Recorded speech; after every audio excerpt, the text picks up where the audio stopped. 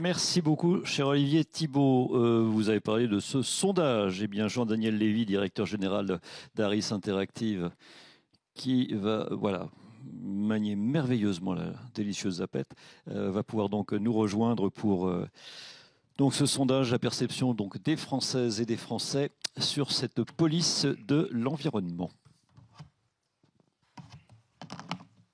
Merci, bonjour à toutes, bonjour à tous. Effectivement, une enquête qui a été confiée récemment à Harris Interactive, et je vais vous en présenter les résultats et également les aspects en matière de méthodologie, qui s'inscrit, comme vous l'avez indiqué, dans un contexte où on en a quand même pas mal entendu parler au cours de ces dernières années. Des résultats, on va le voir ensemble, qui sont positifs dans l'ensemble, qui sont encourageants à certains égards, qui sont perturbants, certainement, et qui nous renseignent d'un point de vue extérieur sur la décorrélation qu'il peut y avoir parfois entre le traitement médiatique qui peut être exprimé de la part d'un certain nombre d'acteurs et la perception globale de la part de nos compatriotes. Et nous sommes allés chercher un échantillon représentatif de Français qu'ils soient ou non exposés à différentes sources d'informations, quelle que soit leur localisation géographique, etc. Et ça permet ici, comme souvent, d'objectiver, de remettre les choses telles qu'elles le sont vraiment. On entend souvent, voire très souvent, les oppositions en France. On entend souvent, très souvent, les personnes qui sont critiques, exaspérées, militantes, présentes dans des tissus associatifs quels qu'ils soient, et pas forcément ce qu'on va appeler les citoyens lambda et cette majorité silencieuse qui parfois ne va pas avoir tendance complètement à s'exprimer. Avant d'entrer dans le détail des résultats, nous sommes assez surpris assez fréquemment lorsqu'on interroge le rapport des Français à l'éducation et la manière dont les enseignants peuvent percevoir leur jugement de la part de l'opinion. Vous interrogez les enseignants, ils ont le sentiment d'être honnis de la part des parents, d'être fortement critiqués, d'être remis en cause du fait de l'absentéisme, du fait de l'absence de résultats, du fait du traitement X ou Y à l'égard de tel ou tel élève. Et pour autant, lorsqu'on interroge les Français, ils ont une image absolument extraordinaire des enseignants, et ce n'est pas uniquement lié à la période Covid. Comment expliquer cette forme de différence? Elle est assez simple. C'est assez rare que des parents d'élèves arrivent le matin ou tous les matins avec un bouquet de fleurs pour dire aux enseignants « formidable ce que vous avez fait hier ». En revanche, ils entendent les quelques parents, les quelques relais qui peuvent s'effectuer, qui sont des relais négatifs. Et donc, l'idée et l'objectif de cette enquête, c'est de donner la parole à ceux qui ne l'ont pas. Et nous-mêmes, non pas d'attendre qu'ils viennent nous parler, mais de déployer une action qui est une action qui vise à aller les interroger les uns ou les autres. Alors, qui sommes-nous, qui avons-nous interrogé et quels sont les moments auxquels nous avons été amenés à réaliser cette enquête? Cette enquête, vous le voyez, est une enquête qui est relativement récente, qui s'est terminée il y a de cela à peine un mois, donc fin mai dernier. Une enquête qui a été réalisée auprès d'un peu plus de 2000 personnes, ce qui est un échantillon conséquent. Il arrive assez fréquemment, vous le voyez dans la presse, que nous soyons amenés à interroger 1000 personnes. Là, l'espèce, on a été amené à interroger plus de personnes pour pouvoir, non pas avoir des résultats plus fiables, mais éventuellement plus fins, et pour essayer de voir s'il y avait des variables en termes de genre, d'âge, de catégorie sociale et évidemment de localisation géographique qui pouvaient œuvrer et qui pouvaient montrer des clivages globaux d'opinion. J'insiste vraiment sur un point, cet échantillon est représentatif. C'est-à-dire que nous avons interrogé autant d'hommes et de femmes qu'il y en a dans la population française, autant de jeunes et de personnes âgées qu'il y en a dans la population française, de catégorie supérieure, catégorie populaire, de personnes qui habitent dans des petites, moyennes, grandes communes qu'il y en a dans la population française. Donc l'idée, c'est d'avoir une photographie en réduit de ce qu'est l'image de la France globale au niveau national. Le premier point, qui est un point qui permet également d'objectiver une situation, on entend beaucoup parler d'une forme de ras-le-bol des Français à l'égard de l'environnement. que, de manière un peu caricaturale, entre la fin du monde et la fin du mois, on privilégierait de manière massive la question de la fin du mois. On le sait bien dans toutes nos enquêtes, et on l'a vu notamment au cours de la dernière élection présidentielle, la thématique du pouvoir d'achat est la première préoccupation des Français. On voit bien qu'il y a un certain nombre de mesures qui peuvent être prises et qui peuvent être évoquées, qui suscitent des remous, des critiques de la part de la population française. Tout ce qui s'est développé, par exemple, récemment autour des ZFE, en étant pour partie l'illustration. Pour autant, sommes-nous face à des Français qui sont climato-sceptiques? Sommes-nous face à des Français qui indiquent que l'environnement ou les questions écologiques et environnementales sont des sujets secondaires et sont des sujets qui ne les préoccupent pas? La réponse est non. Nous avons été amenés à les interroger de manière diverse, en regardant déjà s'ils nous déclaraient qu'ils étaient préoccupés ou pas par chacun des enjeux environnementaux. Ils avaient la possibilité, pour chacune des propositions que nous leur avons évoquées, de répondre oui ou non. Je vous présente ici les résultats de la part de ceux qui se déclarent comme étant préoccupés. Et déjà, l'impression rétinienne que l'on peut avoir collectivement, c'est que les Français sont préoccupés par tous les sujets que nous leur avons proposés. Non seulement ils sont préoccupés, mais ils sont préoccupés à un niveau qui est un niveau massif. 8 personnes sur 10 nous disent au moins oui systématiquement pour chacune des dimensions. Alors, quels sont les enjeux sur lesquels ils déclarent, si on cherche à les hiérarchiser, les plus préoccupés? La pollution de l'eau, la destruction des forêts, la disparition des espèces animales, la pollution de l'air, les catastrophes naturelles, le réchauffement climatique et la disparition d'espèces végétales. Ce niveau-là est à regarder et à considérer. Il est également à regarder et à considérer en matière d'intensité. C'est pas rien de dire oui, je suis préoccupé, mais c'est pas rien de dire je suis très préoccupé.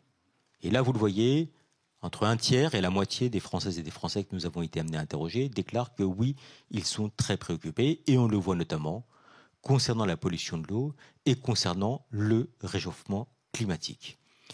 Ce qui est assez frappant, c'est qu'il y a un lien intime entre un certain nombre de conséquences immédiates que l'on peut percevoir de la part des Français et les réponses qu'ils peuvent être amenés à nous donner.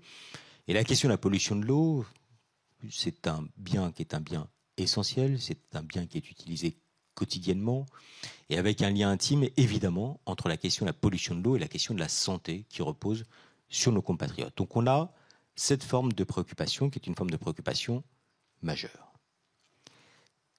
La présentation n'étant pas terminée, on va rallumer effectivement les différents aspects, et je vous propose qu'on voit également par la suite. Est-ce que, dans un même élan, on a le sentiment que l'environnement est plutôt bien ou plutôt mal protégé d'un point de vue global? 6 Français sur 10 déclarent qu'il est mal protégé. 6 Français sur 10 déclarent qu'il est mal protégé, et ce qui est assez frappant, c'est que même quand on regarde en matière d'intensité, on voit qu'on a sensiblement 1 Français sur 10 qui ne dit pas qu'il est mal protégé, mais qui déclare qu'il est très mal protégé, contre uniquement 4 Français sur 100 qui va déclarer qu'il est très bien protégé. Donc on voit bien que globalement, l'image c'est de se dire non, ça n'est pas suffisamment bien protégé, et même avec 1 Français sur 10 qui est inquiet. Y a-t-il des clivages qui existent et qui se nourrissent globalement d'un point de vue d'opinion? Pas forcément de clivage d'un point de vue global, parce que vous pouvez voir que vous n'avez aucune catégorie de population qui va déclarer majoritairement que oui, il est bien protégé.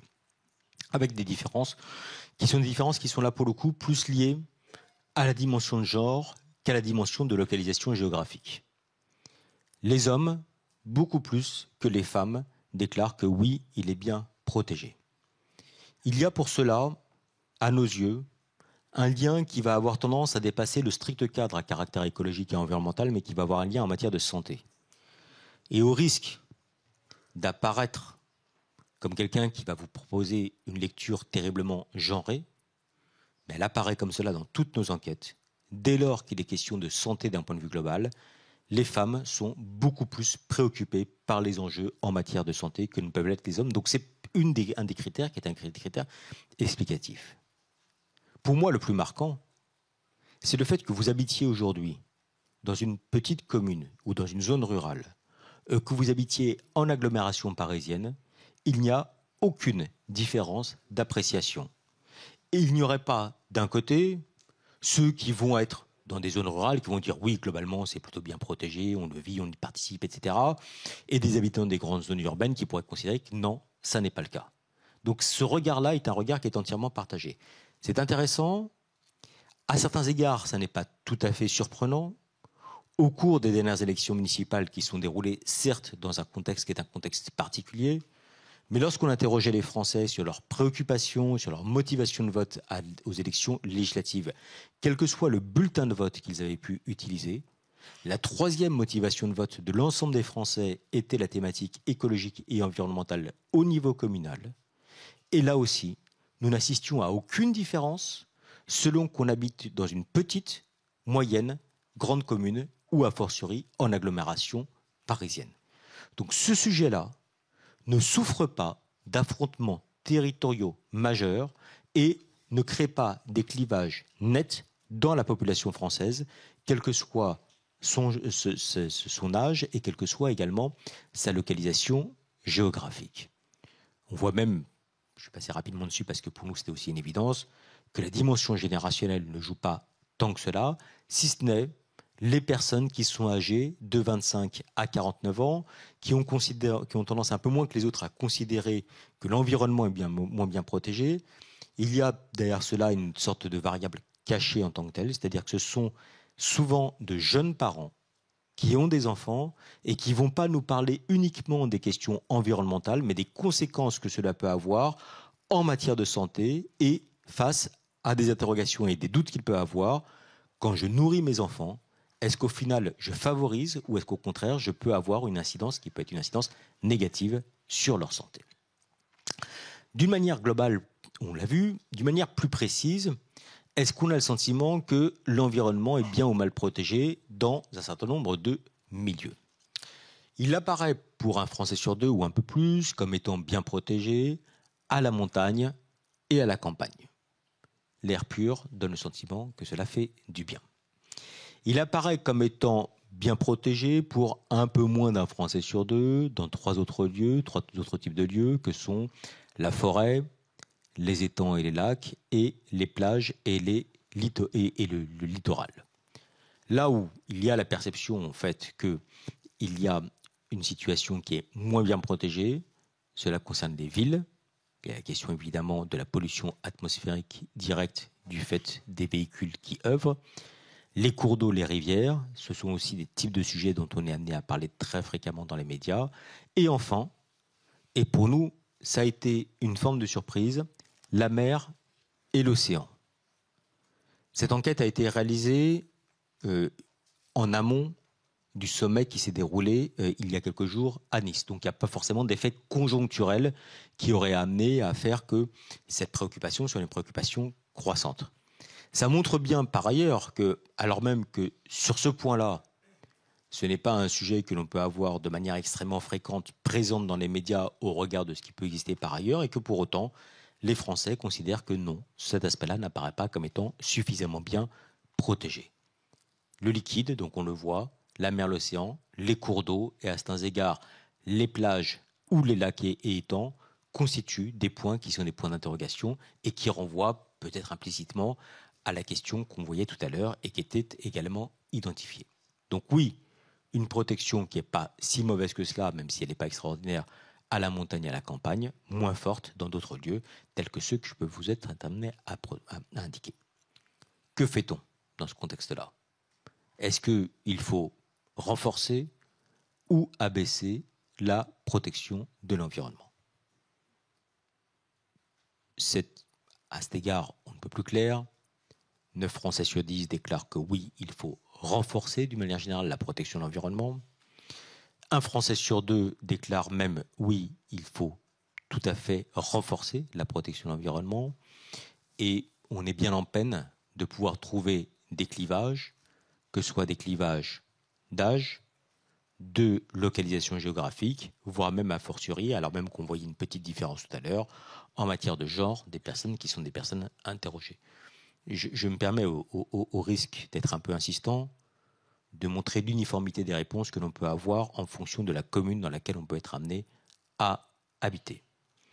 Là où le bas blesse va évidemment se retrouver sur comment on fait et ce qu'il faut faire et ce que les types d'efforts éventuellement sont prêts à faire les Français.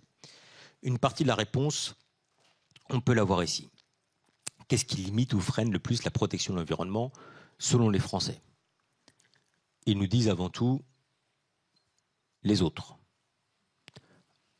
Ce n'est pas une grande surprise. C'est souvent le cas. Même si, on va le voir tout à l'heure, il y a une forme de clairvoyance concernant leur propre attitude. Mais quoi qu'il en soit, ce sont les autres. Les autres, c'est la négligence, le manque d'effort dans les comportements individuels. Le deuxième aspect, ce sont les poids des intérêts économiques et financiers. Le troisième point, et là pour le coup, ça n'était pas forcément une évidence, le manque de contrôle, voire même en quatrième aspect, le manque de moyens financiers. Donc on voit poindre l'idée de ne pas forcément remettre en cause l'idée du contrôle, surtout si soi-même, a priori, on n'a pas grand-chose à se reprocher.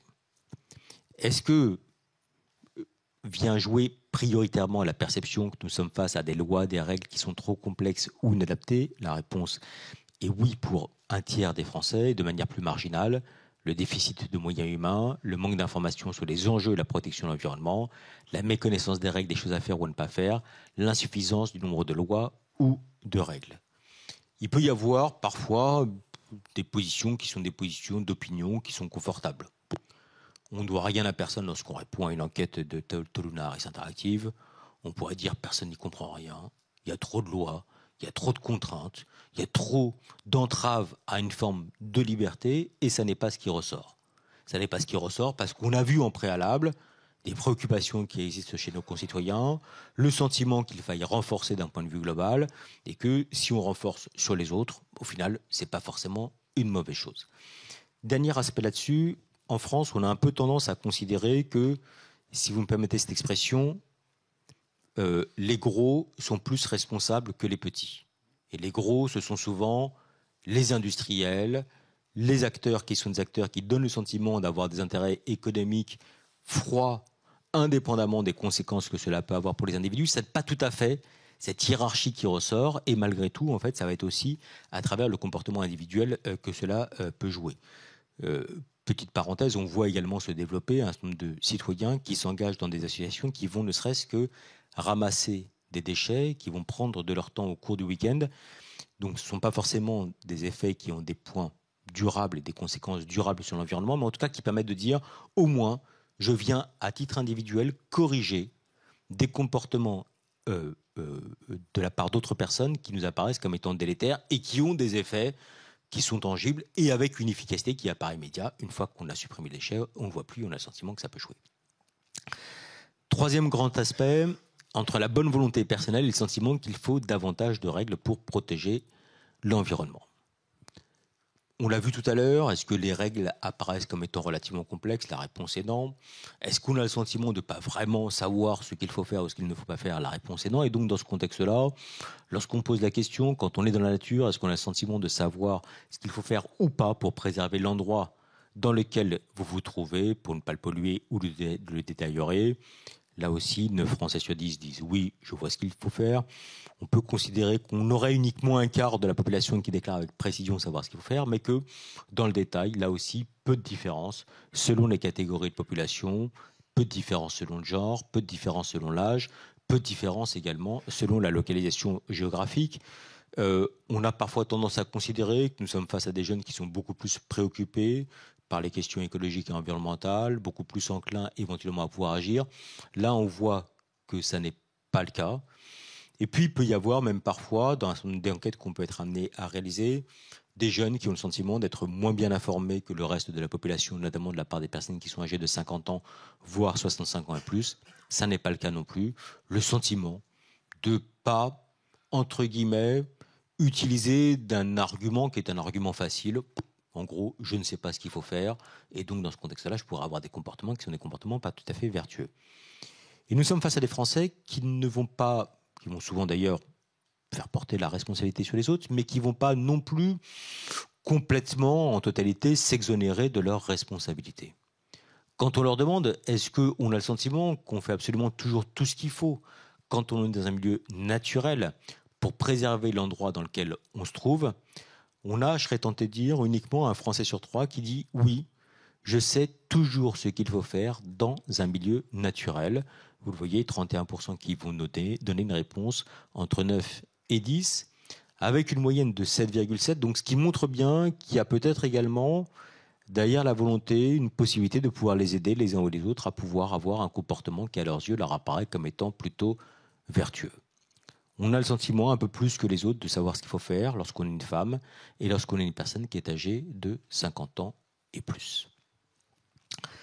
Savoir ce qu'il faut faire, c'est bien. Voir qu'il y a des règles, c'est un autre aspect. Est-ce que ces règles apparaissent comme étant nécessaires ? Oui, nous disent 9 Français sur 10. Est-ce qu'elles sont faciles à comprendre ? Oui, en tout cas pour ceux qui le connaissent, nous disent 7 Français sur 10. Est-ce qu'ils ont le sentiment qu'elles sont bien respectées ? Non, assurément, nous déclarent à la même proportion, c'est-à-dire 7 Français sur 10. Là aussi, je me permets d'insister sur l'intensité des réponses. 58% des Français déclarent que non pas qu'elles sont nécessaires, mais qu'elles sont tout à fait nécessaires. Et 18% uniquement déclarent qu'elles sont tout à fait faciles à comprendre. Donc le principe est loin d'être remis en cause. Il suscite une adhésion qui est une adhésion réelle. On n'est pas dans l'idée de se dire qu'il faudrait qu'il puisse y avoir une forme d'autorégulation. On est au contraire dans une approche où on se dit que le fait qu'il puisse y avoir un cadre normatif qui ici n'est pas précisé est présent et apparaît comme étant important.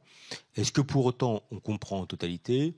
On comprend dans les grands principes globaux, pas forcément avec la totalité de l'ensemble de ce qui peut être proposé aux individus.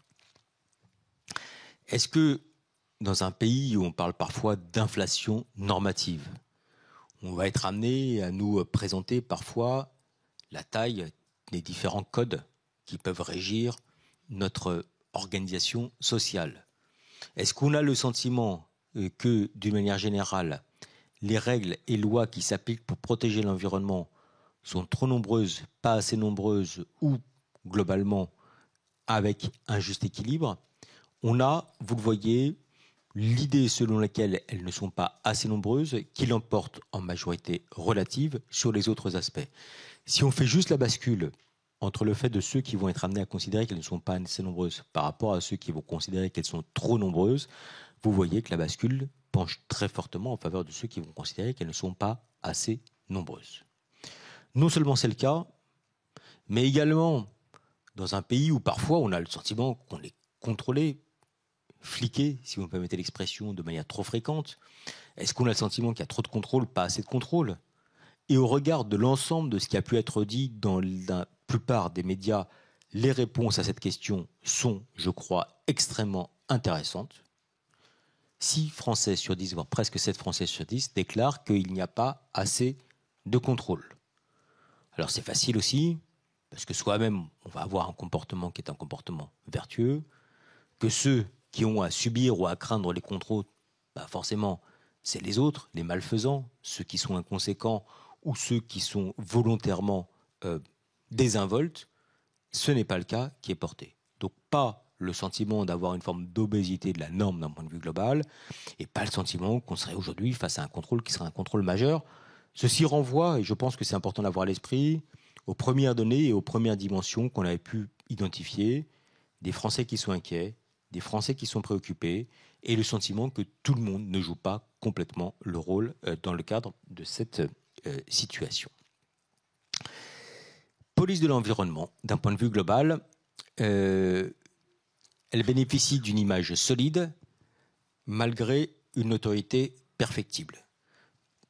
Notoriété perfectible, quand on dit ça chez Harris Interactive, c'est une forme d'euphémisme et plutôt une forme d'encouragement. Est-ce qu'on a déjà entendu parler, d'un point de vue général, de la police de l'environnement ? Oui, nous dit-on, pour 3 Français sur 4 que nous avons été amenés à interroger, un tiers déclare oui, je vois précisément ce dont il s'agit. Alors là, on revient dans un certain nombre de stéréotypes. Est-ce qu'on connaît ? Les hommes vont dire toujours beaucoup plus que les femmes. Oui, je connais. Donc là, on l'a. Voilà. de manière un peu plus légitime, entre guillemets, ce sont les personnes âgées plus que les jeunes qui déclarent qu'ils connaissent, même s'il n'y a pas non plus de différences qui sont des différences notables. Et puis surtout, ce qui est assez frappant, c'est qu'on n'a pas véritablement de clivage selon la localisation géographique des personnes interrogées.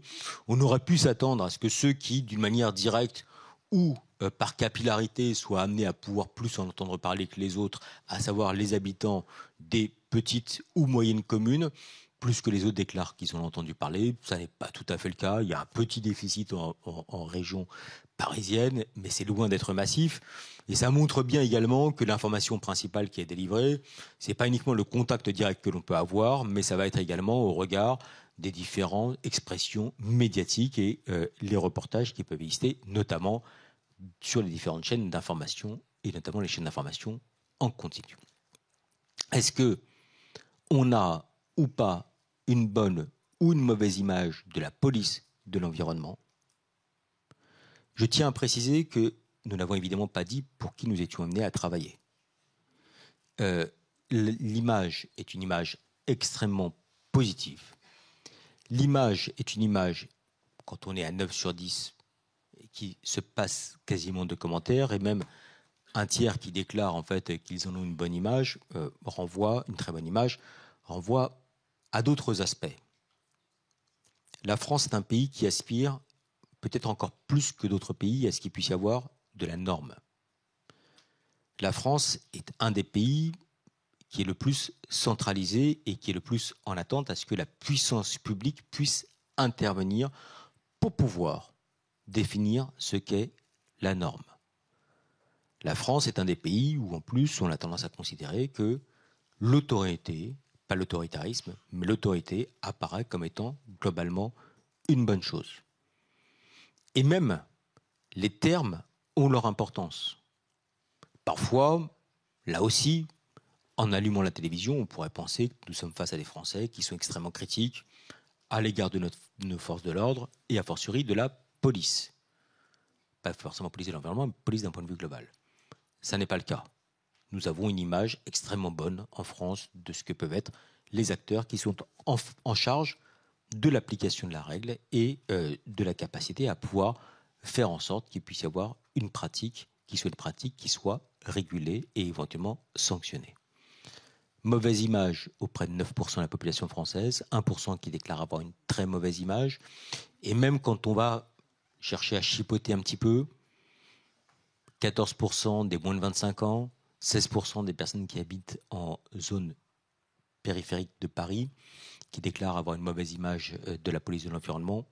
On voit bien que nous sommes face à des traits d'image qui sont assez unanimement partagés. Est-ce qu'on connaisse ou non l'existence d'une police de l'environnement, cela apparaît comme étant une bonne chose ou pas? Nous sommes là dans une logique qui est une logique complète.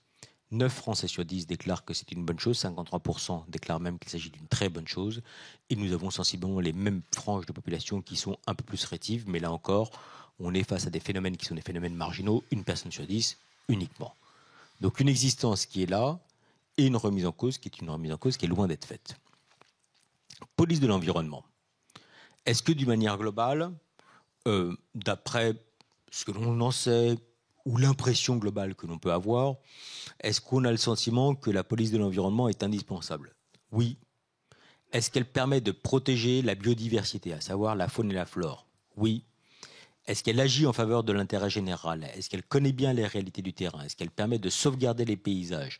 Est-ce qu'elle contribue à préserver la qualité de l'eau? Est-ce qu'elle participe à la transition énergétique?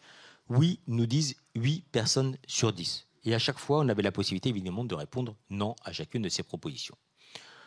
Est-ce qu'elle améliore la qualité de vie des citoyens, protège la santé des citoyens?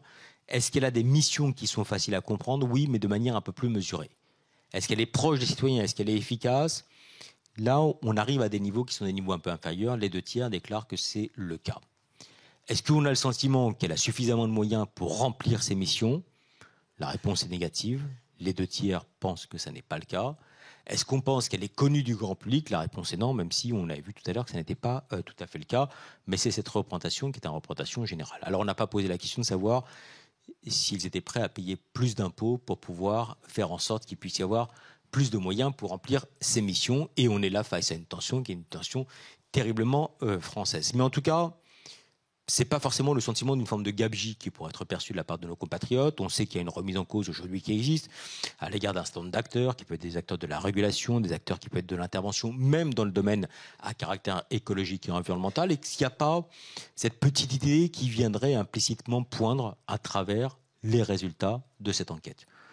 On retiendra que le premier point, la première réponse, c'est une réponse oui, elle apparaît comme étant indispensable.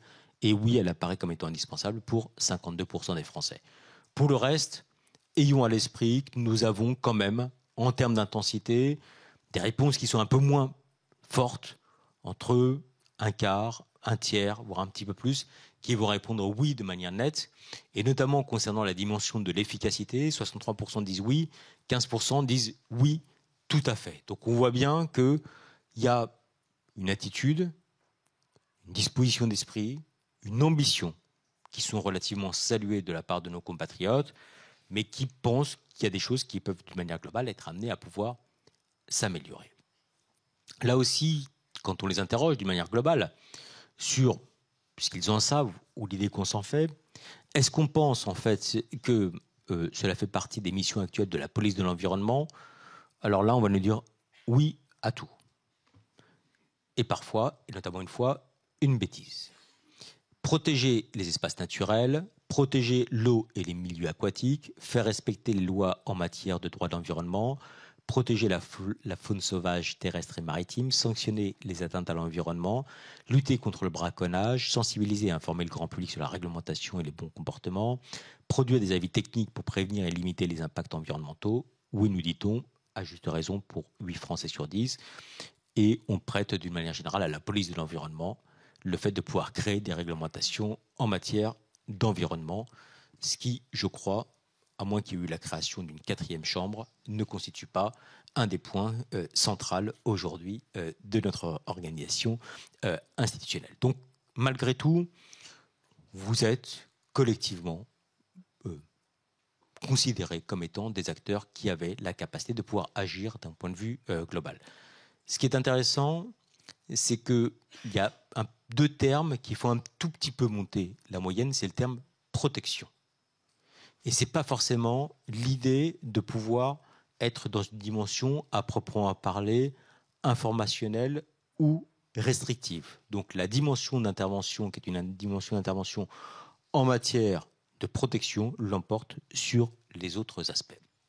D'ailleurs, à ce titre-là, quand on voit les missions qui apparaissent comme étant prioritaires ou pas, vous voilà bien avancé parce que tout est prioritaire.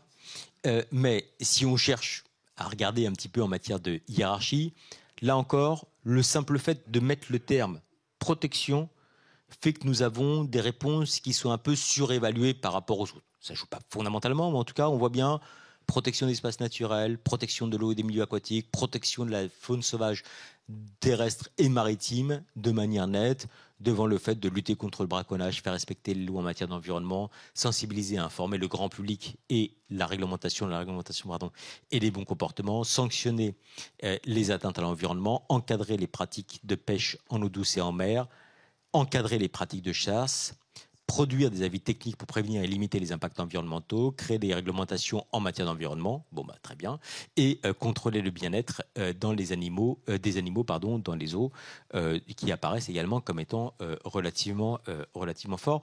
Le point sur lequel, en fait, il y a une dimension qui est une dimension un peu moins plébiscitée entre guillemets que les autres, c'est la dimension de la normative, où on voit produire des avis techniques pour prévenir et limiter les impacts environnementaux. On se dit que parfois les aspects qui apparaissent comme étant un peu trop abscons peuvent créer des formes d'interrogation. Qui, en priorité, la police de l'environnement peut être amenée en priorité à contrôler? Premier point, les chasseurs. Deuxième point, les citoyens qui pratiquent une activité de loisir dans la nature. Troisième aspect, des pêcheurs non professionnels devant les pêcheurs professionnels. Et enfin, les agriculteurs, les industries, les collectivités locales les entreprises de services. Ce qui est assez frappant, c'est qu'il y a une dimension qui est une dimension plus de loisirs que d'activités économiques qui l'emportent. Et donc, vous avez une forme de focalisation chasseur, activité de loisirs, pêcheurs non professionnels qui ressortent devant les autres aspects. Et c'est assez frappant de se dire que ce ne sont pas forcément des points qui apparaissent comme étant absolument centraux d'un point de vue de l'ensemble de l'activité économique du pays, et que dans ce contexte-là, on se dit que peut-être que ceux-ci sont moins soumis à une connaissance assidue de ce que peuvent être les enjeux des bonnes pratiques, d'où probablement une aspiration à ce que ces trois types d'activités ou d'acteurs puissent être amenés à être un peu plus contrôlés que les autres. Quand on les interroge également d'un point de vue global, on leur demande lesquels organisent ou ont des missions de police de l'environnement. On leur a laissé la possibilité de pouvoir nous dire, pour chacun de ces aspects, si ceux-ci leur apparaissaient comme étant des acteurs ou pas. C'est l'ONF en première position. Et on a vu de manière un peu parcellaire le regard qu'ils pouvaient avoir à l'égard de la forêt, à l'égard de la nature, et avec un acteur qui est l'ONF, qui a une notoriété probablement un peu plus importante, devant l'Office français de la biodiversité, les gardes-côtes, les parcs nationaux et les réserves naturelles, et de manière plus marginale, les DREAL, et on peut féliciter ces 32% de Français qui peuvent nous en parler, 30% la gendarmerie nationale, 28% les directions départementales des territoires, 26% les collectivités locales.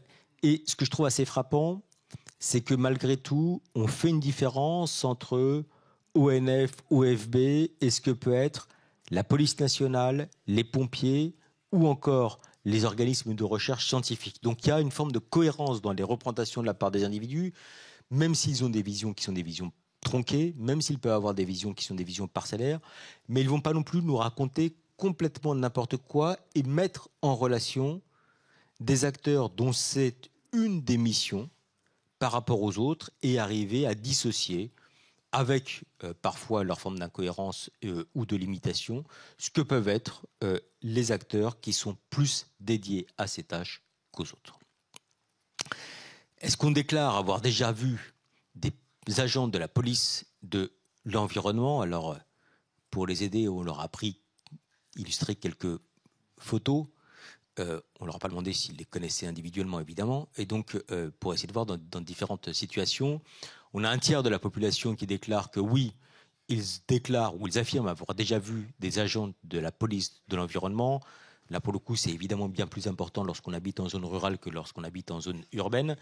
Ça touche en gros un tiers de la population française qui le déclare, un peu plus les hommes qui, encore une fois, voient beaucoup mieux que les femmes, et un peu plus les personnes qui sont les plus jeunes que les personnes qui sont les plus âgées. Quoi qu'il en soit, la certitude même d'en avoir vu ne touche entre guillemets qu'un Français sur 10. Donc la question de la visibilité personnelle n'est pas un aspect qui est un aspect absolument central. Qu'en est-il de l'avenir, et j'en finirai par là. Est-ce qu'on souhaite qu'il puisse y avoir une police de l'environnement qui devrait être plus présente sur le terrain? Oui, nous dit-on, à hauteur de 9 sur 10. Oui, nous dit-on, pour une personne sur deux, qu'elle devrait être bien plus présente. Et oui, nous dit-on, de la part de 9 personnes sur 10 qui habitent aujourd'hui en zone rurale. Encore une fois, ce qui est parfois présenté comme étant une France fragmentée ou en conflictualité ne se retrouve pas du tout effectivement dans le cadre de cette enquête, et on ne voit pas de différence selon les générations ou selon le genre des personnes interrogées. Est-ce qu'elle devrait procéder ou pas à davantage de contrôle? Encore une fois, vu que soi-même on est exempt de formes de critique, c'est très bien pour contrôler les autres, notamment ceux qui ont des pratiques de loisirs et qui n'ont pas forcément la bonne connaissance.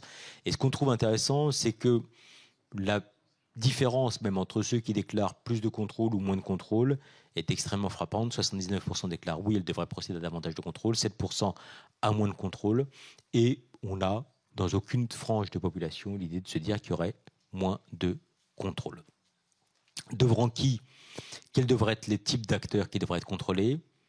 Les industries, les chasseurs, les entreprises de services, les citoyens qui pratiquent une activité de loisir, les pêcheurs professionnels, les pêcheurs non professionnels, les collectivités locales et enfin les agriculteurs. Ce qui est assez frappant là aussi, ce sont deux aspects. Le premier aspect, c'est que l'idée qu'il puisse y avoir plus de contrôle à l'égard de l'ensemble des acteurs que nous avons cités apparaît comme étant majoritaire pour sensiblement un Français sur deux ou plus, et deux, que la dimension, alors qu'on a vu que ce n'était pas le cas tout à l'heure, de contrôle à l'égard du secteur industriel l'emporte largement sur les autres types d'acteurs. Comme on n'a rien à se reprocher, on accepterait davantage être contrôlé à hauteur de 92%, et c'est le cas de la part des Français, notamment de ceux qui ne sont pas dans le secteur industriel ou qui sont patrons de grands secteurs industriels. Et puis enfin, dernière question, qui est une question qui avait suscité, qui avait fait couler beaucoup d'encre, qui avait suscité énormément de débats, et dont les résultats sont, on va dire, on ne peut plus contre-intuitifs au regard de la lecture de la presse ou de ce que l'on peut voir dans les différents médias ou sur les réseaux sociaux.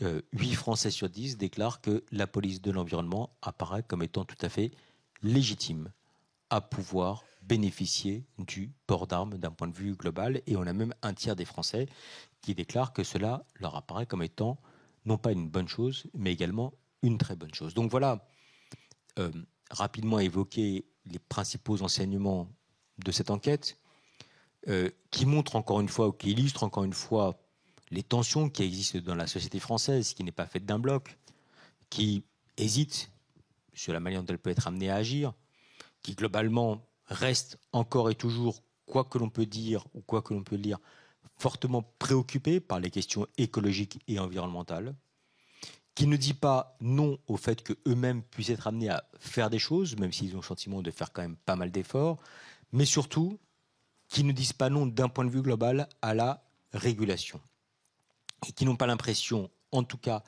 à l'heure actuelle, qu'il y aurait une forme d'intervention qui apparaîtrait comme étant démesurée, avec leur niveau de connaissance ou de méconnaissance de sujet, de ce que peut être la police de l'environnement à l'égard des différents acteurs, et l'objectif principal étant la sauvegarde de l'environnement et, de manière implicite, les effets en matière de sauvegarde de l'espèce humaine et de santé au quotidien, participent aujourd'hui d'un regard qui est un regard ambivalent, mais je pense plutôt encourageant à l'égard des différentes missions que vous pouvez être amené à conduire. Merci beaucoup. Merci.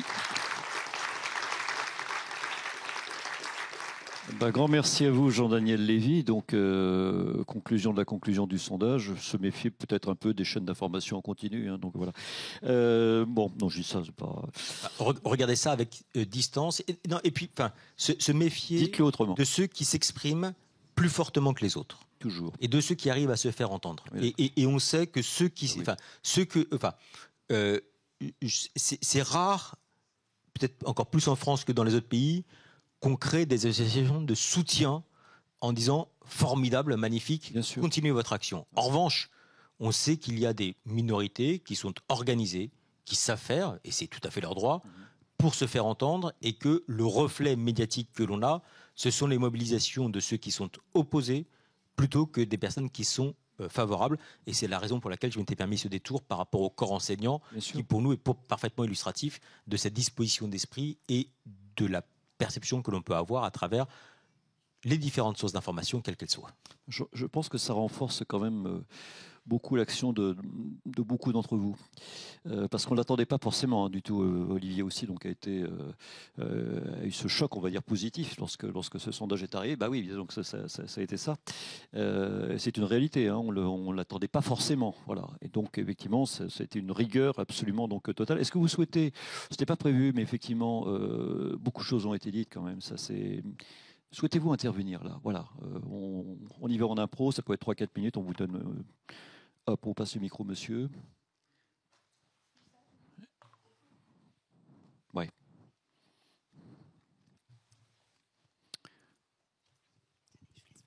Merci. Vous ne faites pas long.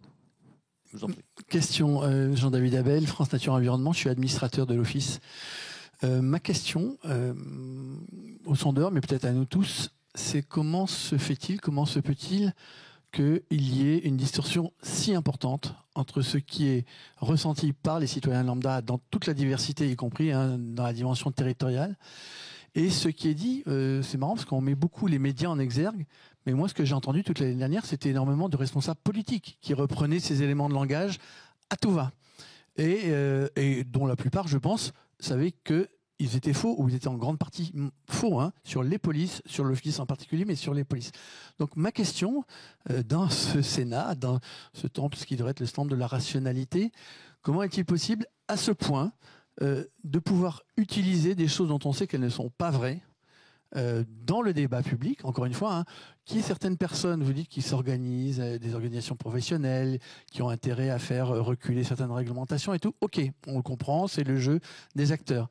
Mais que ce soit repris et dans des sensibilités très diverses au niveau politique et au niveau national, c'est ça qui m'étonne. Alors, au-delà des questions de nature et de biodiversité, on peut se poser ces questions par rapport à l'ensemble des questions environnementales. Donc, comment est-ce que vous, à travers d'autres études, pas celle-là seulement, vous pouvez nous donner quelques éléments sur cet écart entre la masse des citoyens lambda, et les résultats sont massifs dans ce que vous nous donnez, et puis quand même ce qu'on a entendu de 70-80% de la représentation nationale tout au long de l'année dernière. Ce décalage, c'est ce que l'on peut dire, Jean-Daniel. Rapidement, ou j'ai 3 heures pour pouvoir répondre?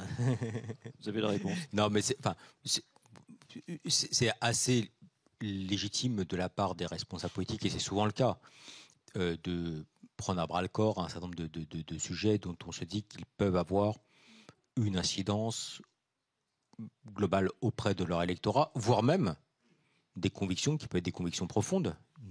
Ne mésestimons pas cet aspect-là, mais c'est pas le seul sujet évidemment sur lequel il peut y avoir une décorrélation entre ce que peuvent être les préoccupations des citoyens et la manière dont les responsables politiques peuvent être amenés à pouvoir les retraduire. Ça nous renvoie à une analyse un peu plus globale où un des premiers reproches qui est effectué à l'égard des responsables politiques d'un point de vue global, j'aime pas faire de globalisation, mais c'est ce qui est perçu, c'est vous ne nous connaissez pas, vous ne savez pas exactement ce que nous vivons, et nous ne sommes pas dans une situation où vous restituez vraiment ce que peuvent être nos préoccupations, nos attentes et nos aspirations. Je vais faire un parallèle sur un sujet qui n'est pas un sujet pas très éloigné, qui est le sujet des éoliennes. Nous travaillons de manière assez fréquente sur le rapport des Français aux éoliennes. Nous avons 70% des Français qui sont favorables aux éoliennes. Quand j'ai vu pour la première fois ces résultats... Mais pas chez eux. J'ai demandé... Si vous me laissez terminer. Quand j'ai vu les premières fois les résultats de cette enquête, j'ai demandé à mon équipe de vérifier qu'il n'y avait pas eu d'erreur à un moment ou à un autre. Ça n'est pas le cas. La deuxième question que tout le monde se pose, c'est oui, vous êtes bien gentil, mais si c'est en dehors de chez soi, ce n'est pas le cas. Jusqu'à présent, lorsqu'on interroge les personnes qui habitent à proximité d'un champ éolien, c'est-à-dire dans un environnement aux alentours de 5 km autour de sa résidence principale, on a une différence qui est là, mais qui n'est pas majeure. Il y a 2 caractères explicatifs à cela. C'est que les endroits dans lesquels en fait les éoliennes et les champs d'éoliens ont pu être déployés, c'est aussi parce qu'il n'y a pas eu de recours et parce qu'il y avait eu une population qui ne s'est pas mobilisée massivement contre cela. Mais il y avait un point supplémentaire qui nous a frappé à travers différentes études qu'on a faites, c'est qu'on était face à des personnes qui disaient « j'ai jamais rêvé à avoir une éolienne dans mon champ visuel. Mais je ne voudrais pas que mes enfants demain me reprochent de n'avoir rien fait pour pouvoir préserver la planète. Et donc, si je dois en passer par là, je suis loin d'être ravi.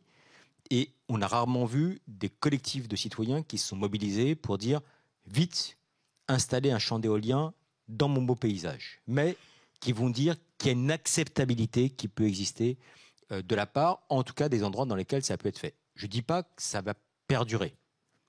Et que les endroits dans lesquels ça peut se déployer, c'est les endroits dans lesquels il y a eu mobilisation contre les mobilisations les plus faibles. Mais en tout cas, ça montre bien également le décalage, qui est un décalage entre le traitement médiatique, la reprise de la part d'un certain nombre de responsables politiques et l'appréciation ou pas des citoyens. Les choses peuvent être amenées à bouger. Ça peut, sur la question de la police de l'environnement, comme sur la question des éoliennes, devenir des enjeux politiques qui peuvent être amenés à faire en sorte que les opinions peuvent varier et changer. Et ça, c'est loin d'être impossible. Mais en tout cas, à l'heure actuelle, sans faire de film, mais uniquement avec une photographie, on a un regard qui est un regard plutôt positif concernant ces deux exemples que je vous propose. Merci beaucoup. Une deuxième, et puis Alors, voilà, vous l'avez, je vous en prie. Oui, Béatrice Michalin, service des statistiques du ministère de l'Environnement. Donc, bien sûr, ça nous intéresse, ces statistiques. Donc, merci beaucoup de montrer la population qui est peu connue, qui répond pas souvent.